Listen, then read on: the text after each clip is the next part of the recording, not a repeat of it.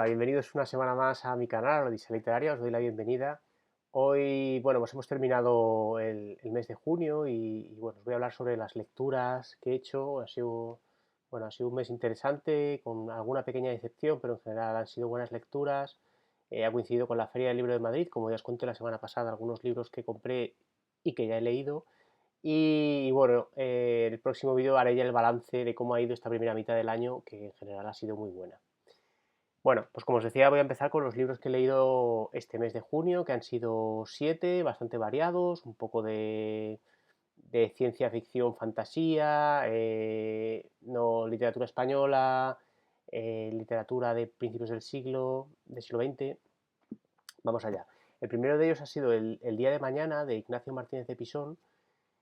Yo descubrí a Ignacio Martínez de Pisón el año pasado, me leí un par de libros de él y la verdad es que me gustó, escribe muy bien y se ha convertido en uno de mis autores, ¿no? De esos que voy buscando poco a poco cómo ir leyendo todo lo que ha escrito.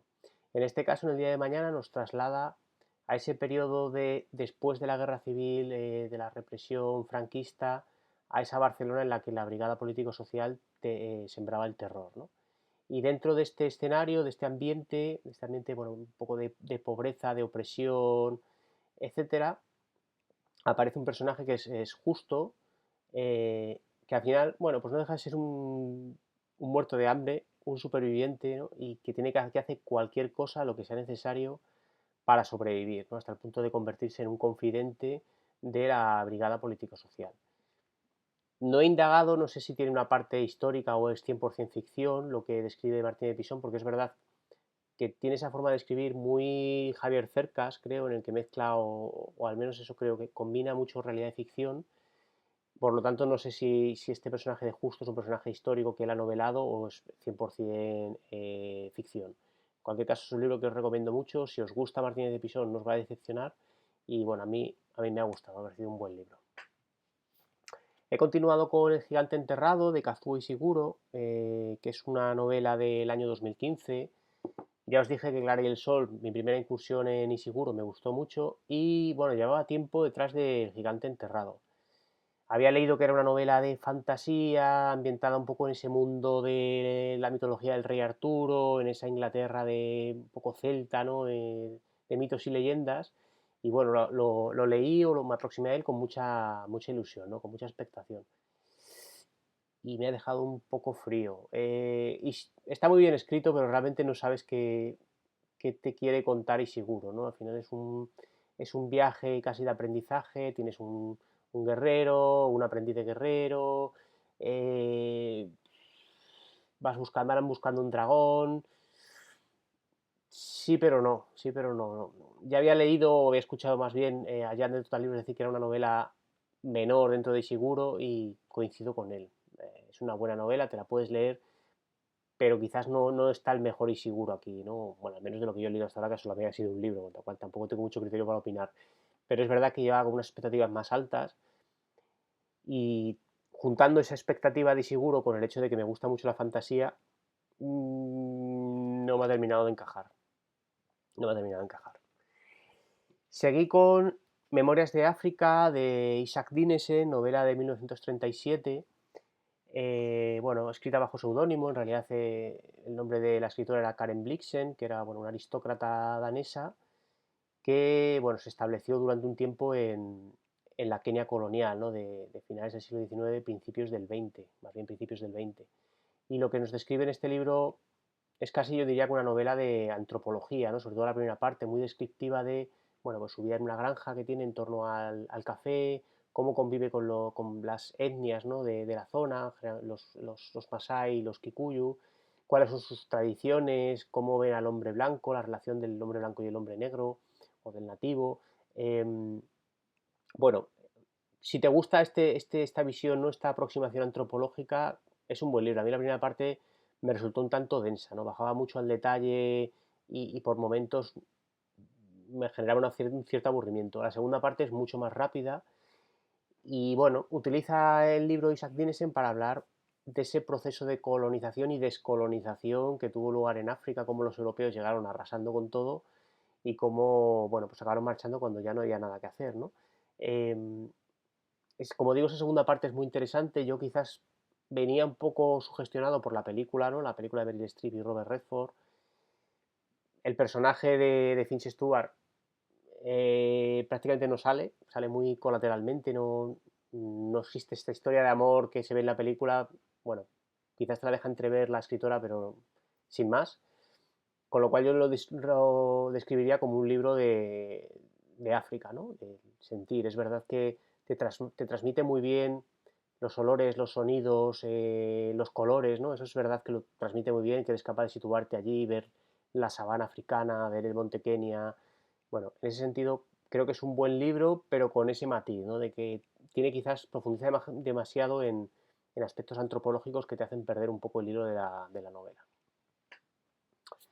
Seguí con Luna de Lobos, de Julio Llamazares, novela de 1985. Ya os comenté, creo que fue en enero, una de mis mejores lecturas, y seguro que será una de las mejores lecturas del año, fue La lluvia amarilla.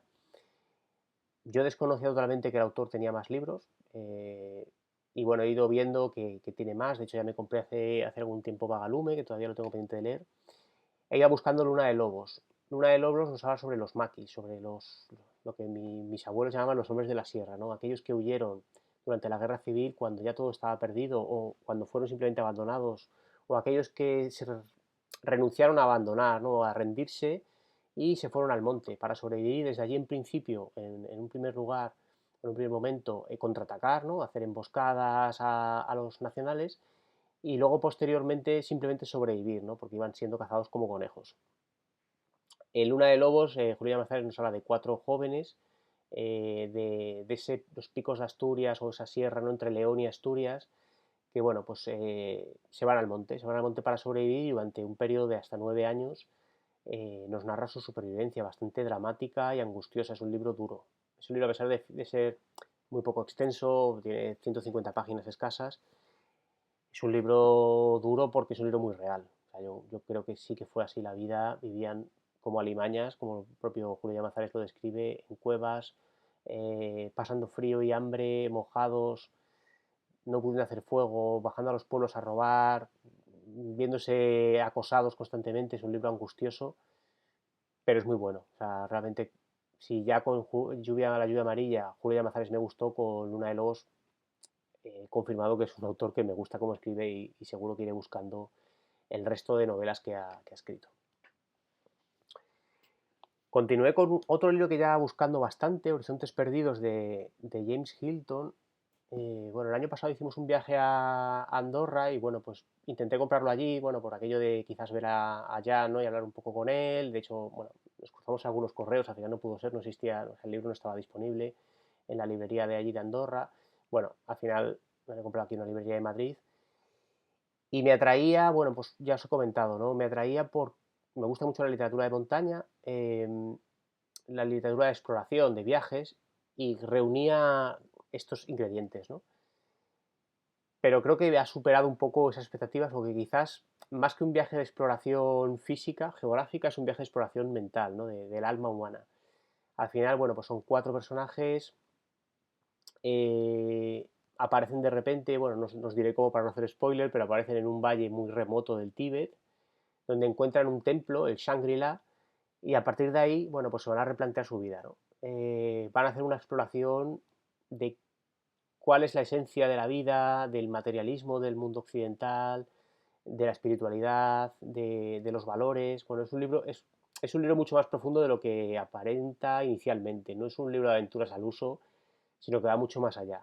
Está muy bien escrito, a mí me ha gustado mucho, pero ya os digo, no lo afrontéis con esa perspectiva de libro de aventuras, porque sí, tiene una parte que efectivamente hay una exploración y demás, pero es un libro que es mucho más profundo, y que habla un poco de la exploración del alma humana, ¿no? De esos principios esenciales, de renunciar a lo superficial, a lo materialista.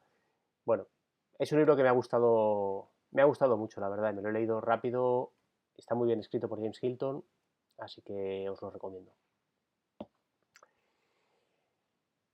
Bueno, en la Feria del Libro, uno de los libros que compré fue El artista del hambre, de Franz Kafka, escrito en el año 1922.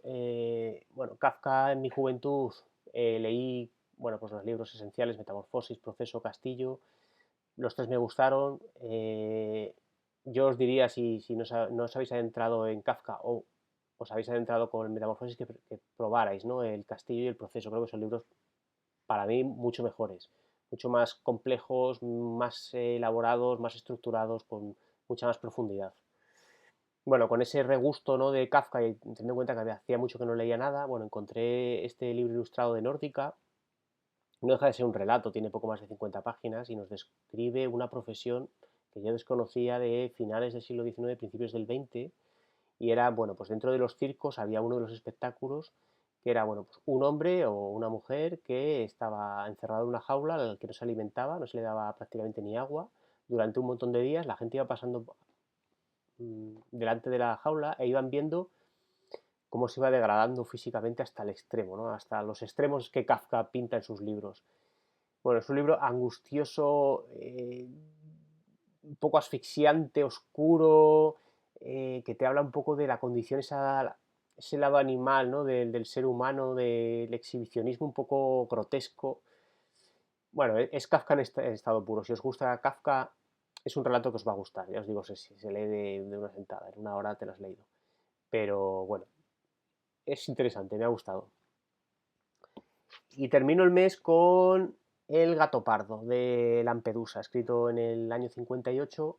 Y bueno, nos habla de ese periodo de transición en el que pues los reyes de España abandonan Sicilia, Nápoles, toda esa zona de ahí de Italia, y bueno, entran a ser gobernados pues por otro, ¿no? Y lo vemos desde esa transición dolorosa, ¿no?, de las costumbres de esa monarquía más clásica, bueno, ese momento de rebelión a través de la familia Salina. La familia Salina, que son, bueno, al final le llaman el príncipe, ¿no? Son personas con un alto nivel de representación, la nobleza de Sicilia. Nos van describiendo, bueno, pues el estado de las cosas, ¿no?, el estado del ánimo, cómo va evolucionando, se va degradando la convivencia, cómo se producen las rebeliones, cómo intenta mantener su status quo, esas conspiraciones, esos un poco maquiavélico, ¿no?, esas acciones maquiavélicas que hacen de alianzas, de traiciones para poder sobrevivir. Pero vas viendo que todo se va degradando, que al final, bueno, pues que es difícil o imposible mantener el status quo que han tenido durante cientos de años, ¿no? Un poco han estado adosados al poder y, bueno, el poder cambia y a ellos les van a mover la silla, ¿no? Bueno, es un libro interesante. Yo os diría que esta edición, bueno, lo compré de segunda mano y es una edición horrible porque la letra es minúscula y me ha costado muchísimo leerlo. Tiene 200 páginas, pero con una letra que me hacía cansarme mucho en la lectura. He tenido que leerlo muy a poquitos porque era leer 2 páginas y estar agotado. Así que quizás, bueno, seguro me he equivocado de edición. Si lo vais a leer, buscad una edición, creo que está escrito por anagrama, que tenga mejor letra, mejor traducción, porque, bueno, creo que es un libro que merece la pena leer, pero que hay que acertar con la edición. Esta, desde luego, pues no es una buena edición. Y bueno, hasta aquí el resumen de lecturas de junio. Decidme qué habéis leído, si os gustan o habéis leído los libros que he propuesto o que me he leído, qué os parecen, qué me sugerís, ¿no?, a partir de estas lecturas que puedo leer. Si os ha gustado el vídeo, como siempre, dadle a like, suscribiros si os gusta el contenido, sugeridme contenido y, bueno, como siempre, nos vemos en el próximo. Adiós.